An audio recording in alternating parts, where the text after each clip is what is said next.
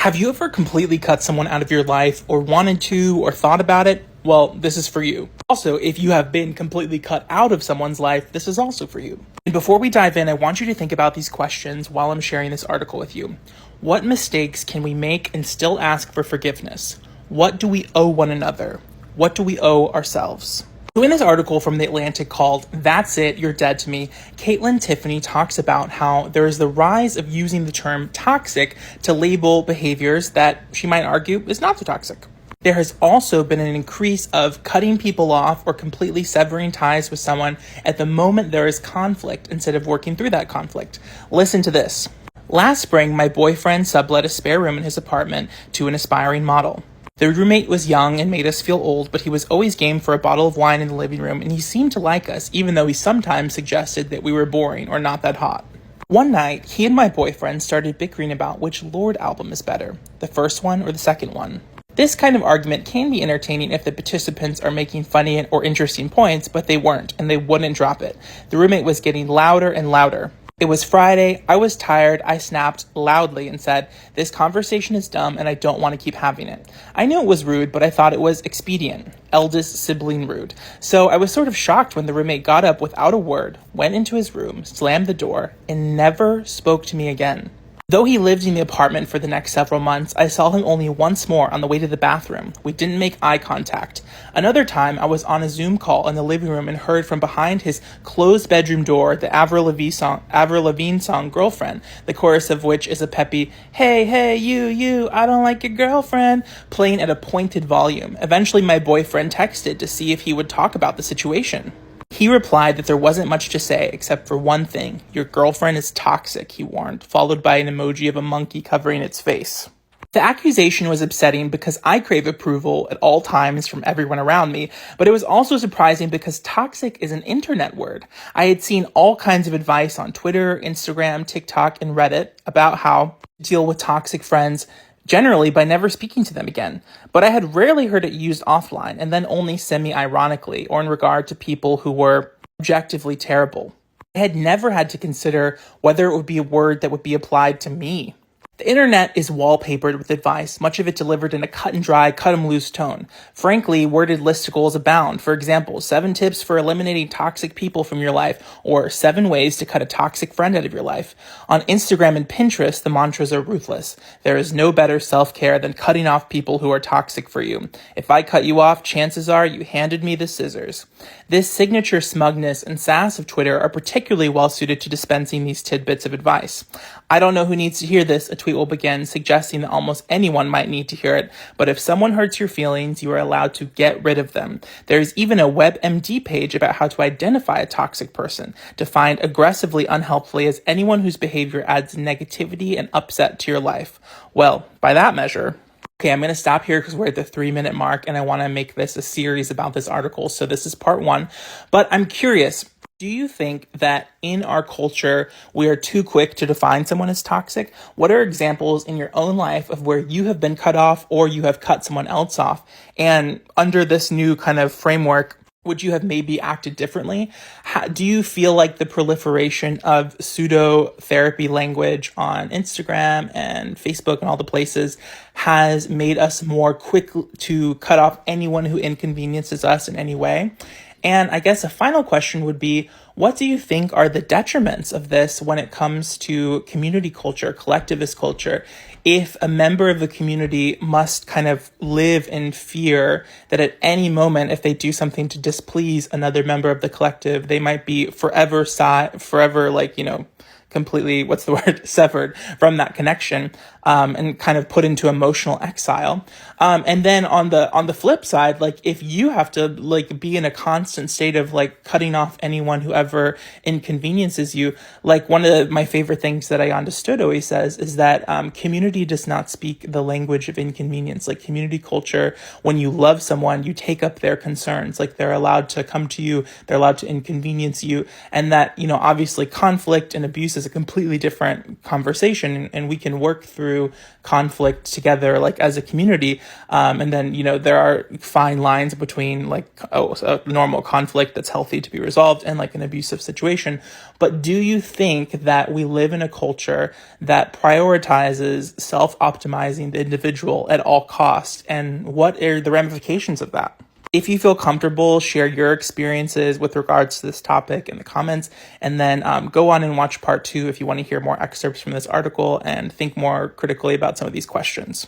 The article then goes on to say, the message, implied if not always stated outright, is that other people are simply not my problem. And I want us to think about what the implications are to have that mindset when it comes to society at large. If we have a ton of people who cut off anyone that inconveniences them, who don't show up for their friends, who don't show up for their community, who view any type of conflict as emotional labor, what kind of society does that then create?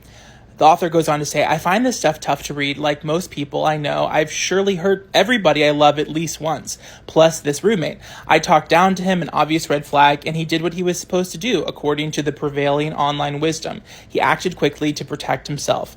And then it goes back to a person has no obligation to forgive anyone for anything. He may have been reassured by some tiny internet voice. Tinny is actually the word. Or, as one inspirational quotes account tweeted over the summer, cut them off silently. They know exactly what they did. I can't say it was a huge loss. Our relationship was based almost entirely on proximity. But the advice I'm sifting through isn't just about sloughing off casual acquaintances. It's meant to apply to close friends, siblings, partners, parents. The message implied, if not always stated outright, is that other people are simply not my problem. What does that kind of individualist mindset do to us? The author then notes that nobody tracks breakups between unmarried romantic partners, let alone friends or subletters. But we do know that all types of relationships seem to be snapping. Last year in The Atlantic, Joshua Coleman, a psychologist focused on family estrangement, described advising an influx of parents whose adult children had cut them out of their lives. Carl Pillemer, a professor at Cornell University, published a book on the topic in 2020 in which he estimated that about 67 million Americans were estranged from a family member. Does this resonate to you? Are you currently estranged from anyone in your life?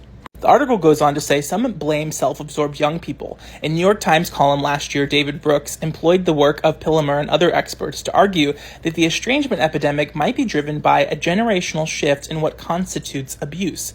Difficult or distant parents redefined as dangerous. He wondered whether today's young people view the family as a launch pad for personal fulfillment, rather than the site of lifelong obligation. Brooks then painted a lonely picture of the psychological unraveling of America, working in high rates of depression, and as well as the sizable percentages of Americans who feel like they do not even have one close friend and nobody that truly knows them. Lena Pearl, a clinical psychologist in New York, said her patients sometimes talk about toxic friends and the internet's advice for dealing with them. She gets the appeal. People love rules, she told me. They want to know what their responsibilities are. What do I get to say? That's it. I cut you out. And let me know in the comments, does this resonate with you? Do you feel like you've noticed this in your own life, maybe like with friends or conflicts that you've had with family members? Do you see this happening with your friends and extended network? Do you know people who have cut people out of their lives? What sort of impact do you think this is having on our society as a whole? For my global audience, is this something that you notice as well? Or does this, seem to fit more into a kind of thing that is influenced by American culture, American ideals of individualism, since America is such a capitalist-rooted culture? I know capitalism is a global system, but I wonder how much of this is spurred by the American sort of myth message that is always pushed into us, that like personal fulfillment and self-optimization is always like what you should be shooting for, and living in community with one another, taking care of others isn't your priority. And I think the author is arguing, and so many people argue, like what they're really asking the question, like what happens to us as a society when we stop taking care of each other, and when at a point of conflict, instead of resolving that conflict, which could possibly bring you closer, you just immediately cut ties with the person forever. One of the other points that the article brings up is that just frankly cutting someone off like very quickly is a more emotionally quick reaction than having to sit with the discomfort of thinking complexly about a situation or the discomfort of having to resolve or work through conflict. the article says, Worthy noted that self-help is much older than social media, but that reading an entire Brene Brown book, for example, takes far more commitment than passively consuming what's presented to you in an algorithmic feed. I think previously it might not have been so easy to find content to validate what you already feel. Advice is not just easier to find, it's easier to follow too. Earlier iterations of self-help often stress that hard work of building and maintaining relationships, of opening up and connecting with others. That's more arduous than simply removing from your social network anyone who causes you discomfort. 2 decades ago, Robert Putnam lamented the breakdown of social ties in Bowling Alone. Americans, pressed for time and money, were abandoning their bridge clubs, bowling league, and broader community obligations. And Putnam diagnosed a generational posture towards society. But what's going on now is different, a generational mutation in the philosophy of interpersonal relationships. Philosophy. So I want you to really think about this. Like, why is this happening? What do you think are sort of some of the causes driving it? So this article is arguing that, like, if you are having conflict and you've never been taught like resolution tools, if you don't have a deep emotional well of understanding how to like move through interpersonal conflict, which is through no fault of your own, like society does not train you for that, schools only train you to be like a productive member of capitalism. So why would you know how to functionally resolve conflict? And if the tools to understand that are by reading perhaps longer books or having like longer conversations with medical health professionals, and then you instead get your mental health advice from, an Instagram page that says cut off anyone who makes you uncomfortable, obviously it's much easier and more accessible and quicker to do the thing that is like the least resistance, which is just to block, cut off, whatever, instead of having to like work through the discomfort. And the question then becomes, what does a generation raised on that, like what does that do to our world? The article then goes on to say, why is this happening? Maybe young people have been inspired by the impermanence and infinite choice baked into online dating and social media. Maybe our brains have been pickled in wellness culture and self-care rhetoric, which stress the need to privilege our own well-being above all else. I believe it was Audre Lorde who said that they are shocked by the narcissism of wellness culture. Or maybe we're just good American capitalists encouraged by the cult of individualism to think of ourselves as compelling brands, the main characters of cinematic star vehicles, the centers of the universe. The line between internet advice and bona fide mental health guidance can get a little blurry. A few TikTok personalities have branched out into something that looks more like therapy, charging for one-on-one consultations. And I spoke with professionals who told me that this school of online advice has made its way into their consultation rooms. The beauty of a tweet is its simplicity. You hear a gavel bang at the end of each sentence, but that doesn't correspond to the messiness of life. And then it asks these very, very pertinent questions. What mistakes can we make and still ask for forgiveness? What do we owe one another? What do we owe ourselves? Here was also a really interesting thing. It said, social media by its nature can make people appear more extreme than they are. Consider a recent incident involving Lindsay Ford, a 21-year-old influencer from Spokane, Washington, who posted videos on Twitch of herself playing fantasy games like The Elder Scrolls. Though her modest audience follows her for gaming content, she has also been candid about her anxiety and panic disorders, as well as her relationships. Sometimes on Twitter, she'll offer a bit of advice. Last year, she posted, here's your reminder that unless someone explicitly told you with their words they are upset with you, there is no need to worry yourself sick.